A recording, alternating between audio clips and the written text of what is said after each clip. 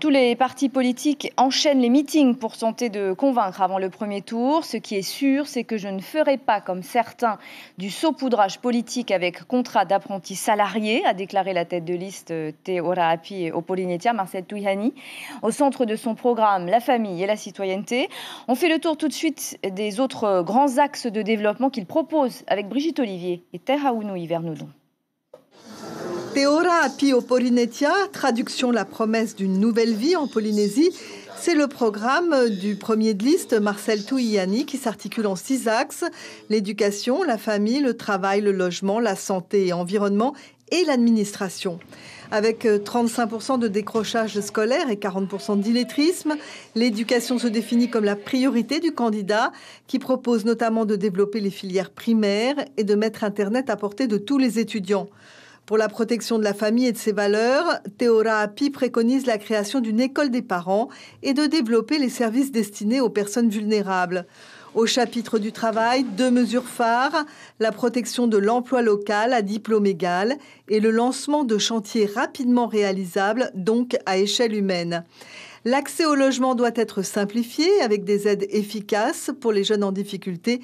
Il faut bâtir des foyers de réinsertion. Hygiène alimentaire, filière bio, encadrement des animaux domestiques, refonte du transport sont des pistes que le Te Ora Api souhaite exploiter pour améliorer la santé et l'environnement de la population.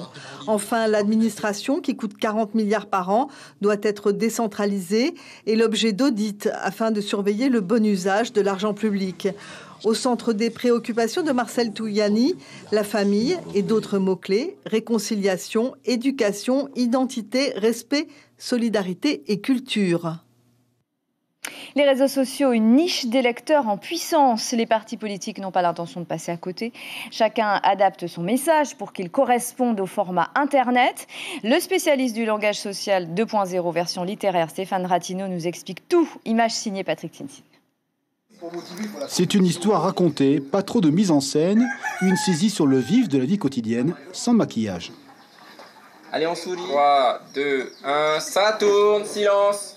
Harry Rimbaud est réalisateur freelance. Ce matin, Steve Chailloux, candidat à Tavini, est face caméra avec les siens. Son petit déjeuner en famille sera une séquence de sa présentation vidéo. Des images de travail s'ajouteront. Au Feignoir, le téléstory, technique de marketing politique, fait son entrée. Une manière de mettre en récit la personnalité des candidats sous un aspect de proximité.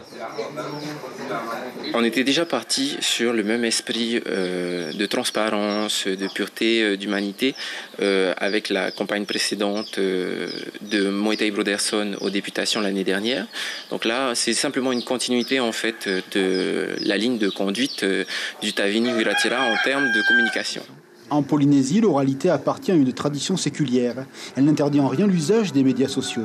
Ils sont complémentaires, tant la guerre sur la toile est aussi stratégie.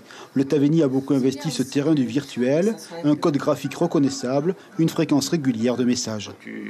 Sur Tahiti, les réseaux sociaux comme Facebook sont très importants. Beaucoup plus que ce qu'on croit, plus qu'Internet, plus que les sites web. Facebook, c'est vraiment la plateforme où tout le monde est dessus, tout le monde passe énormément de temps. Et donc, s'il y a des messages à faire passer, c'est vrai que c'est le meilleur endroit. La politique est une affaire de représentation, dans tous ses aspects et par bien des affects. Elle dit tout aussi qu'elle suggère. C'est l'impact de l'image.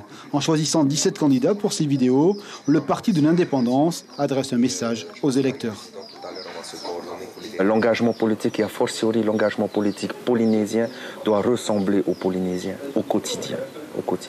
Donc c'est un message fort que s'éclipse au-delà de l'anecdote. Oui, au-delà de l'anecdote, au-delà de la communication, évidemment, ça reflète véritablement un état d'esprit.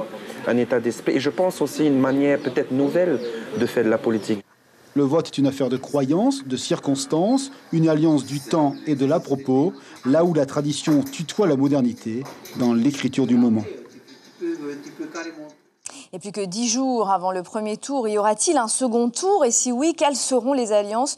Je vais tout de suite demander à l'ex-représentante UPLD, qui est deuxième de liste de la section 3 des Îles du Vent du Tavini, de nous rejoindre sur ce plateau. Eliane Tevahitoua, bonsoir. Bonsoir Natacha. Merci d'être là ce soir. Vous l'avez entendu, le gouvernement a annoncé en Conseil des ministres que les recettes fiscales étaient en hausse et que la dette du pays avait diminué. L'équipe d'Édouard Fritch a bien assaini les comptes de la Polynésie, selon vous? Oui, avant de répondre à votre question, je vais d'abord adresser mes salutations à notre peuple qui nous suit en ce moment et aussi adresser mes sincères condoléances à la famille qui vient d'être touchée par le décès dont vous parliez tantôt. Est-ce que l'équipe d'Édouard Fritch a bien assaini les comptes de la Polynésie, Eliane Tevahitoua? Si effectivement le gouvernement a assaini les comptes de la Polynésie, force est de constater que la population n'en profite pas tellement. Et j'en veux pour preuve les 45 000 personnes vivant ici en Polynésie sans emploi et pourtant en âge de travailler. Et les créations d'emplois ne sont pas non plus un fort du gouvernement Fritch, puisque... 10 000 emplois créés. Oui, c'est ce qu'ils annoncent, mais quand vous allez sur le site de l'ISPF et que vous examinez de 2013 à 2017, à fin 2017, vous constatez qu'il y a eu 3 000 créations d'emplois, mais sur ces 3 000 créations d'emplois, la grande majorité, ce sont des emplois aidés. Donc, par définition, ce sont des emplois précaires. Subventionnés. Que ferez-vous si vous revenez au pouvoir demain pour diminuer les dépenses du pays, puisqu'on sait qu'à la fin de votre mandature en 2013, la dette avait augmenté? Eh bien, quand nous reviendrons au pouvoir, d'abord nous allons agir au niveau des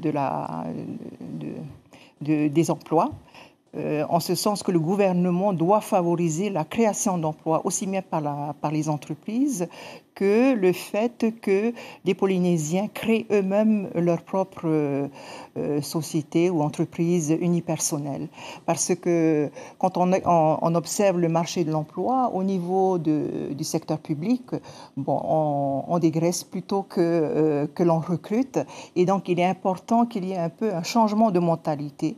C'est-à-dire qu'il ne faudra plus rechercher le confort d'un emploi dans la fonction publique. Mais se lancer dans une activité propre et créer sa propre entreprise. Une autre dette, celle de l'État envers le pays concernant le nucléaire, selon le Tavini, vous l'estimez à 60 milliards de francs pacifiques, c'est dans votre programme.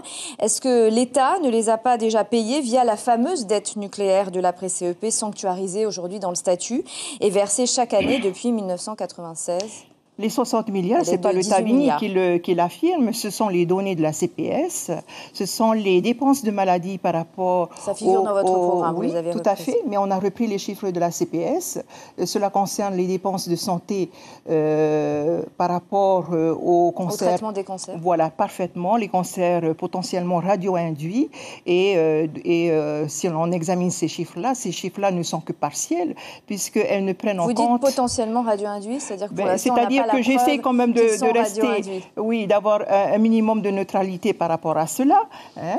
Et en fait, ce sont des chiffres qui ne démarrent que depuis l'année 1992. Or, les essais ont commencé beaucoup plus tôt. Et donc, il y a eu bien des cancers bien avant cette date-là. Et c'est pour ça que quand vous me dites qu'on demande un peu trop, hein, si je comprends bien le sens de votre question. Non, pas du tout. Je vous posais la question par rapport j'estime que c'est un minimum à ce qui a déjà été versé par l'État dans le cadre de la dette nucléaire. Ce n'est pas du tout suffisant. C'était 18 milliards par an, donc, oui, depuis 1996. Et cette dotation n'est guère suffisante.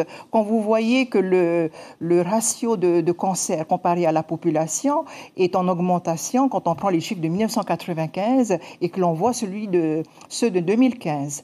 Donc, il y a une augmentation des cas de cancer. Et ce que l'on peut dire de façon globale, c'est que l'environnement dans lequel on vit est devenu quand même fortement délétère et prédispose à des cancers. Eliane Tevahitoua, il y a encore beaucoup d'autres sujets, mais on ne pourra pas, hélas, les aborder ce soir. Merci beaucoup d'avoir accepté notre invitation. Et demain, c'est un représentant de la liste UPR, Pascal Pic, qui sera l'invité Café Radio de Marouki Dury à 7h30. Une liste menée en Polynésie, vous le savez, par Jérôme Gazior. Voilà ce que l'on pouvait dire sur la campagne électorale ce soir.